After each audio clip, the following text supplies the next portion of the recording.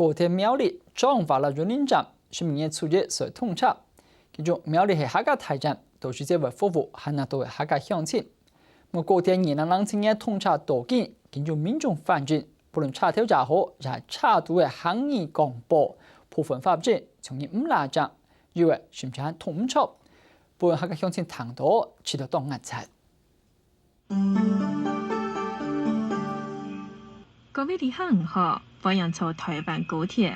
列車開到簡單的先列批定學堂嘅上，啲高鐵列車上路堂嘅度翻譯、河洛話、客話、韓國英文嘅報站廣播，我提醒您下相關嘅資訊。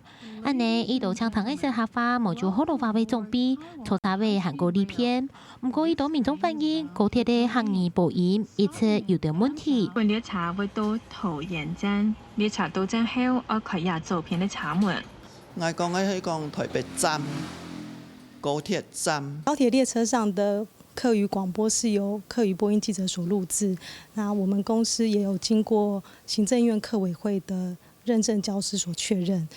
再來我們在去年11月份的時候，也有拜訪台灣文學系的教授及主任。台灣高鐵公司講，現正對行義播音改措施，所以有位專業人士來審核確認播音嘅內容。唔過列車上行義嘅播音，出體各站也就暫時聽起來仲係站來站去嘅站，韓國數年議論嘅係日記。歡迎坐台灣高鐵，列車開到朝陽，祝你旅途快樂。可能教育部嘅行義試點，高鐵讓嘅豬一隻音係豬事嘅豬，係講嘅合乎本地嘅意思，我念做族，真正確。較神奇啦，又係慶祝嘛，祝福嘛，嚇。佢講到係。豬客話豬係豬過馬切，係較療社會化。我了解範圍都台灣嘅客家話嗬，應該冇講豬會講到豬啦。祝你旅途快樂，祝你還有南腔北調，沒有絕對啦。可能就發生嘅人，喺俾我哋講話講清嘅，沒冇注意到佢哋咬字嘅方面，必存應該的，我面可能。